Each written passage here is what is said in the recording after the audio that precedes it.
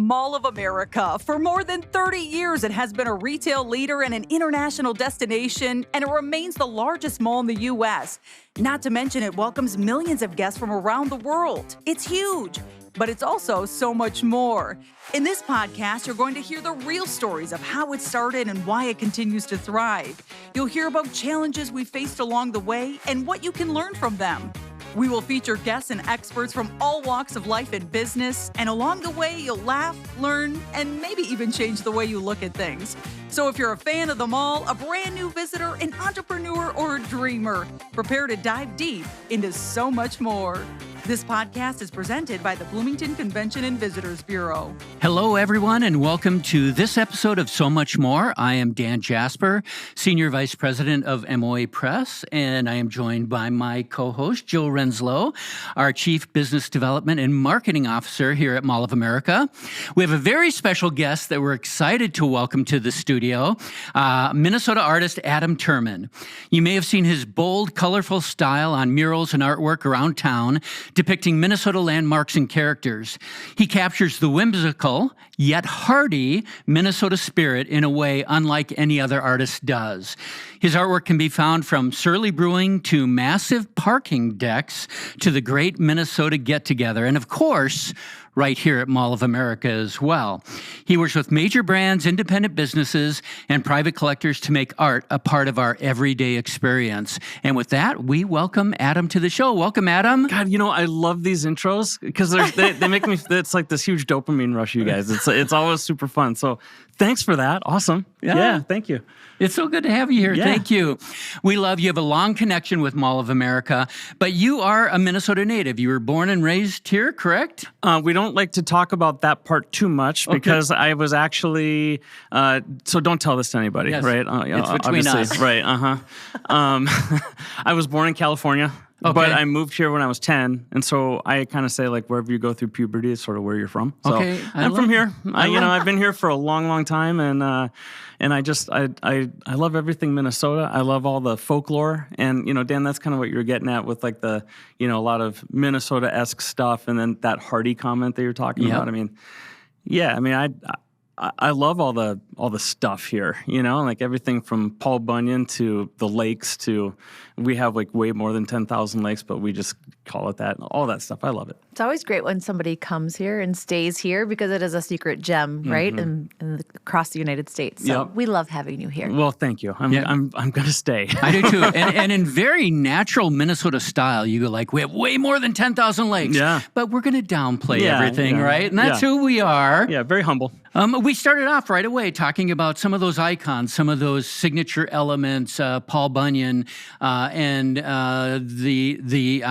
the bridge that goes over the river, and I'm drawing a blank on the name. Oh, Stone Arch Bridge. Yes, the Stone Arch Bridge. Yeah. You really pick out Minnesota icons, and you play on that, including some brands that have been around forever, correct? Yeah. I mean, I like to describe the work as kind of being this sort of like deep local, right? So it's the iconic things that you see in Minnesota that is representative of where we are and all that. But I'm taking it a little bit deeper than that. So if you're from here, you really know you get it. What is going on. Like I did a pop art series this last summer at the State Fair for some merchandise that I did, and some of I'm going to back up here too. Yep. What's funny is we're doing a podcast. Yes. Right? So people can't see. I mean, yes, there's some video component to this too, but my stuff is so visual. So I'm just going to try to stumble my way through like describing things, right? But, like I did Oh For Sure, and it, it's kind of a representation of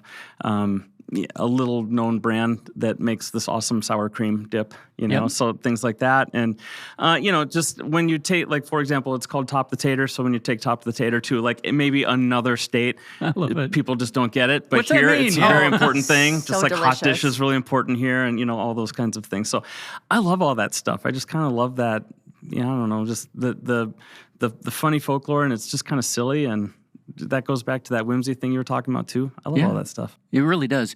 Take us back, though, to how you got your start, right? You were in an agency for a while, and you did some posters. I've heard some interviews you've done. And then talk a little bit about your breakthrough moment and the No Coast. Oh, Wow, Arama? Yeah, you're going all the way back the there. show. So tell us a little bit about your origins, and was that a breakthrough moment, and did that launch you into your career? So let's break down these questions. So the first one was, how did I get my start? Basically, I've been drawing forever, making stuff. I mean, that's what I'm into. I love to make art. I just I can't not do that. So I went to school for graphic design. I graduated with a degree in graphic design back in '99 from the University of Minnesota. Go Gophers. And then I got jobs basically out of school doing what was called interactive design at the time, web design, that kind of thing. But that was all brand new. So a lot of agencies had a print department, but they didn't really have a web or interactive component. So it was this kind of new, scary thing. So I was a part of that. But I found that what was really happening was I wasn't using the skills that got me the jobs in the actual jobs that I was doing. So for example, in my book, my portfolio, I had just a lot of illustration work in there. And then I wasn't doing that kind of work when I got actually into the business doing agency work. So on the side, I would so I'm breaking down that question, right? So now we're going to the next part that Dan, you were talking about, was I started to really want to draw more. And that's the thing that kind of gets me going, is to make stuff and be physical, right? With analog, hand drawing things. And so I met design and illustrator collective, and they were doing gig posters for different musical venues around town, like First Avenue, the Triple Rock. We have to pour a little out for the Triple Rock because we miss them. That place was awesome. Turf Club, little venues like that around town. We would get the email from the promoter, or from the basically from the venue, First Avenue, about what bands were coming. And then all of us would get this email, and then we would kind of pick and choose who got what artists to do a gig poster for. Then we would have to reach out, get permission from that band management to say yes, this is okay to actually make a poster. And then I started learning my screen print chops from that business, where I didn't know anything about screen printing, but there were, at the time, this was before Facebook and MySpace, was around and all that. And so the kids listening in are going to be like, what is going on? But this was all forums, right? So there was screen printing forum on how to learn how to screen print. But with this collective, we would get together and we would actually print together and learn things. And it was just really fun. And I got to also collaborate with some other amazing artists, local artists around here. And even because we were part of the forum, which was called, at the time it was gigposters.com, I was connected with artists all around the world too who were doing similar work. And that was just super inspiring. This is awesome. So, flash forward, I had a day job, and it just wasn't the most fulfilling, and I was not, able to do, all the super creative work that I really wanted to be doing, and just making things. And the work that I was doing there, you could never really tell that it was actually me and in my work like you can now. So I quit my day job in 2012. That was super scary. I got to work in my basement, and my wife, she was super supportive, and we just basically put kind of a game plan together, and we put a budget together.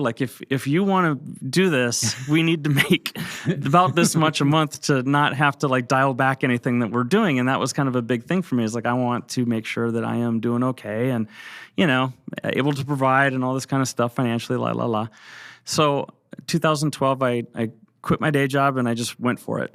And that's scary. It's jumping off the high dive or whatever. And, it's been a ride ever since, but it's super fun and I love it. I'm super excited, and I get to work with cool brands and people like you guys. So yay. Such an amazing story and very inspiring, because you took that leap of faith and look where you're at today. Yeah. And I think I would be interested to hear, what was that one piece of art or that project or that client that really hit that tipping point for you, that really just accelerated your career so you didn't have to worry about that paycheck to paycheck type of situation? Good question. And, I've kind of said this before in some other presentations I've done, and Dan, you picked on it earlier with, Surly. And so in 2007, and I'm just gonna put little asterisks on this story, because you can't do this these days, right? So anyways, Surly, I asked them for beer for a party. And this is back in 2007, and it was a couple of kegs of beer for this party that we were having for a bunch of gig poster artists putting on a show at the soap factory right by the Stone Arch Bridge, right, in the milling district. And Surly was gracious enough to, basically hand over some kegs, and I said, if I do this, I will then do a gig poster for you for free. And so Omar was just he was into it, and that was cool. So I got to do that. The party was super fun. And then we even got kegs at the after part, at the closing reception too, which was pretty fun. Again, you cannot do this these days, and I don't do work for free like this either. I don't do trade like this. But then what happened was Surly started using me for a lot of their kind of firsts that they were doing. So, like their first Surly Fest, for example. Technically, I'm the second Surly Darkness artist. Okay. No, I take that back. I am the first Surly Darkness artist. I'm the second anniversary artist. Okay. And, things like that. So, and then there's this really cool mural that I got the opportunity to do. And this was back in 2012-ish, I think, or something around that time frame. And that was for Butcher and the Boar, which is on 12th and Hennepin downtown. Butcher and the Boar is no longer there. Now it's, I think, the Butcher's Tail or something like that. And the reason why I did that mural was because with Surly, I had done a mural previously with a good buddy of mine who's now actually one of the head brewers at Surly. And the Butcher and the Boar people were going to Surly to go and get their beer, and then they stopped by and they saw this mural that's up on top of their tap room, and they said, who did that? Omar gave them my name, and then I get to do a mural on the side of their building. What's important about that in my career is that particular mural at Butcher and the Boar is on a really high-traveled road, series of streets in downtown Minneapolis and a major bus line. So people saw it every day. I put my name on it really big and my web address up there, and so people could contact me, and I got more work based on that. So that was really exciting. So that was kind of, you're asking about one of those catalyst jobs. I mean, that's it. The beer. Yeah. The beer. Yeah, it's beer. Yeah, that always makes a difference. You can look at it that way too, I suppose. Yeah. That's great. Thanks for sharing. Yeah. Well, and you talked about working with a couple of big brands there. You've done a lot of work with Mall of America in the past and some big brands here. Yeah. Would you talk about some of the experiences, maybe how you first started with the mall and some of the things that you've done here? And I'm looking at a special can sitting right in front of you. Yeah, this guy here. That you designed. We're not allowed to open these. I mean, these are collector's That's editions. Yeah. If we have a Sharpie, I'd like to sign that for you. Oh, please. So let's see. So when I got these questions the other day, I was like, gosh, when did I start working with the mall? Like, when did that happen? And so I looked back in my files, 2015. That was Fashion Week 2015. Oh, yeah. And I think what I did, that was just a cold call. I mean, you guys called me and said, will you do, here's what we want to do. And I thought it was like the coolest thing ever. This was cool because I got to do a poster for Fashion Week. And basically a gig poster. Yep. And then we also had a black and white T-shirt design of that too. And then you guys wanted me to give away those prints there on site, which was new for me. I'd never done something like that before, and literally give them away. And then, which we don't do anymore. No. and then, but if you guys asked me to, yes, of course we would. But then, and then also free T-shirts too. And those are some buddies that I was working with that were doing the T-shirt thing. Another thing that was cool about that was that was the largest print run that I had ever done. And so I think it was 800 prints. And I was thinking about this last night falling asleep. I was like, God, how long did that take me? And so it's about 800 prints, but really I did about probably 950 because you lose a lot when you're doing the printing process. And there were 4 color, and so when you screen print, each color is a separate run.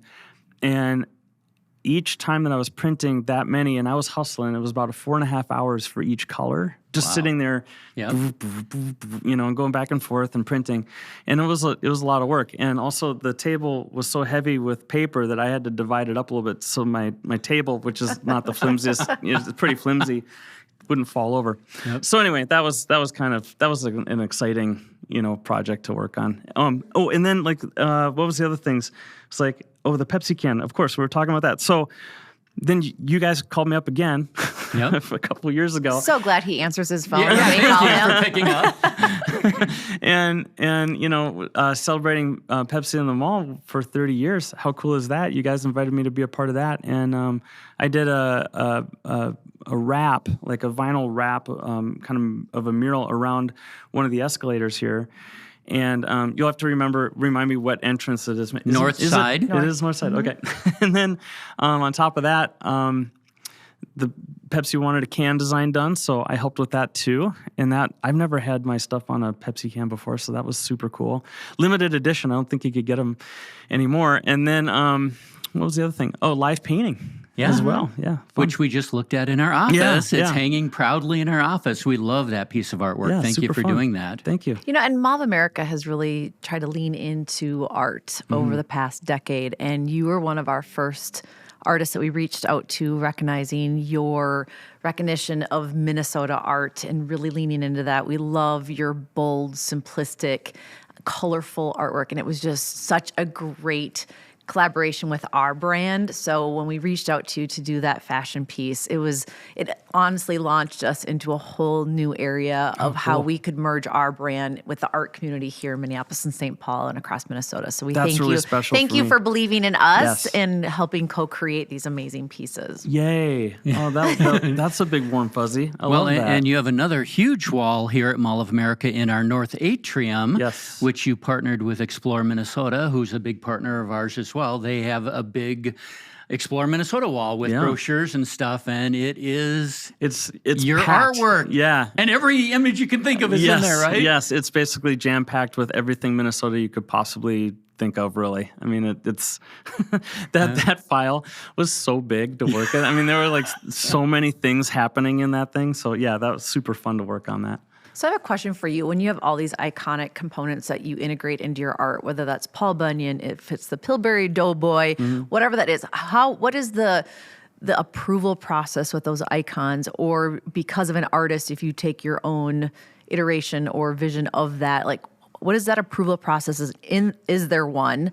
And how do you make sure that you have? Maybe I'm getting him in trouble right now. Hopefully not. Trouble now. But Great. I mean, and then how do you maintain your creative process when you're working with these brands that have been already established, or a client that gives you direction like Mall of America, because you still need to put your mark and have your signature style integrated in that. So talk a little bit about that. The first part of your question, it's murky. Fair enough. Yeah.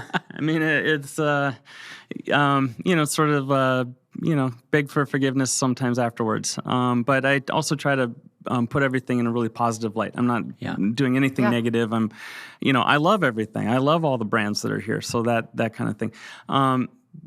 Okay, so Joe, what was the second part of the question again? How do you maintain your creative process and your distinct style when you're working with a client such as Mall of America, or, I mean, you work with so many different brands. Yeah. But when there's a task at hand or request for you, how do you fulfill that, but yet still keep your creative style integrated and make sure it's signature for what you develop? I mean, that's the challenge. I mean, that's my job. So brands are usually coming to me and clients are usually coming to me because they already like what I do. So that process is pretty easy. But then it's, then it is trying to add my style onto it. I mean, that's the difference between graphic designer Adam and artist Adam. So, as a graphic designer, I should be integrating everything seamlessly. You couldn't even tell that it's me doing it, right, with my style. But that's what brands are, contacting me to do work for them, is to make it look like that. But sometimes I get projects where it's just like a million things that they won't put in it. Yeah. Like Explore Minnesota, for example. But then it's also my job to try to simplify a little bit too on some of those things, and then just add in things that just make sense for the project. But that's also, yes, here I am going back and forth, right? But that's like the graphic designer in me too, is to like try to solve that problem that communication problem that they have. I mean, you know that from marketing. You know, you're trying to communicate a message all the time, and then how should that message look? And then that's where I come in, and I just try to do my best, basically. And the process is really transparent. It's really open with the clients as to like what are they looking for, and what can I help them with, and also, you know, sketch approval and all that, going back and forth. And I mean, they have a chance to react to it and say like, oh, we could change this, or oh, hopefully it's always, we love that, no changes, but you know, you never know. That's great. I love that. And brands do work with you because they do know your style, and it's a beloved style. And I'm going to transition that to the Minnesota State Fair because outside of Mall of America, that's probably the next busiest place, right? For the 12 days that it's in operation, there's a lot of people there. Yes. And I was telling Adam as we were walking into the studio that I'm there every opening day, and at 9 a.m. on opening day, I am standing at the top of the ramp to go into the grandstand to enter his booth. Yeah, you're hardcore. Which got 3 times as large this year. Yeah. What's the State Fair mean to you? Oh, it's just bonkers. The booth is 3 times the size of what it was the year before. The State Fair to me is truly the Great Minnesota Get Together. I mean, I know that sounds really like a cheesy answer, but it's true. I didn't realize that really when I first started going to the fair when I was a little kid, and then now that I'm like a part of it, that now I feel like it's all family. And it's a different experience for me now because I know kind of the back end of it a little bit more. I know people. I can say hi to people. I don't feel like I'm going just once. I'm trying to knock out everything in one day where I'm tired and cranky and I just want to get this over with. I don't want to stand in line, blah, blah, blah. Now I'm there not as many days as you. I'm probably there. Last year I was there about 8 or 9 days. But, you know, now I don't feel that pressure. I can just like have more fun with it, and people are there to say hi to me and hang out and have fun. And even on our lunch breaks, someone will come into the store that we're just like, or to the booth or whatever, that we're just like, oh my gosh, it's you. Let's go to lunch, and then we go and have a good time. So that's where that Minnesota Get Together thing really does come forward for me. We're walking down, you know, one of the streets there or whatever, and you come across somebody that you're just like, hey, it's you, and then we'll just go and hang out. And that's what I just love about the fair. It really does truly bring people together. It's pretty cool. It's a big question for you. I heard one of your goals was to meet Sweet Martha. Did you get a chance to meet her, and are we going to see a cookie pail in the future? No. Not going to happen. Not going to happen. My grand idea I thought would be really cool would be to design a limited edition Sweet Martha's bucket. I just thought that would be super cool. And we sent an email out. We got a response back within about 20 minutes saying, not interested. Well, I think we tried. I would be first in line for a cookie bucket. But on the other hand, I would be there too. I completely understand their position on that. Like, why open a can of worms when you don't need to? So I totally get it. Too funny. Yeah. Sure. They're both Minnesota traditions, right? Yeah. At the State Fair. Kind of a 2-part question. One is, what advice would you have for brands that want to work with an artist? And part 2 is, what advice do you have for a young entrepreneur who's scared to take the leap? Oh gosh, are these some of these tough questions at the end here that you're talking about? Why not? Build oh my to God. How about the brands? If a brand wants to work with an artist, what should they be thinking about?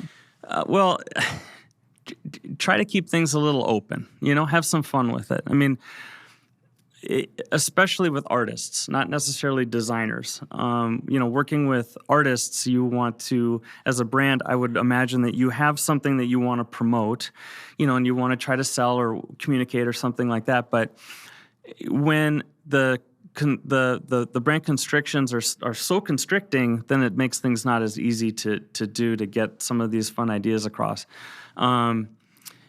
However, you know, I'm working with another big Minnesota brand right now, and it's actually like a super cool process where they came with a whole idea, they came with a sketch for me, and then I get to put it in my own style. And so, yes, I have to think about it, but it's kind of being like spoon-fed to me a little bit, like, this is great, yes, and then they just wanted it in my style. So what the entrepreneur thing... Yeah, you talked about that moment when you and your wife discussed it and went, let's do it. I'm going to quit my job, here I go. What advice do you have for someone who's on that brink and is scared? Because that's a scary leap to take, right? Just make stuff. I mean, at least all I can really do is like speak to my experience of like how I got there. And for me, it was like a lot of making stuff and then networking and then just talking to people, getting to know people, trying things, reaching out. You know, I mean, you're not going to go anywhere if you don't do anything, right? So if you just sit there and, you know, in front of a computer and you're not, but if you sit there on a computer and you're reaching out to people, that's different. I mean, you know, so it's just, I don't know. I absolutely submerge myself in like art and what I'm doing. That's what I live and breathe.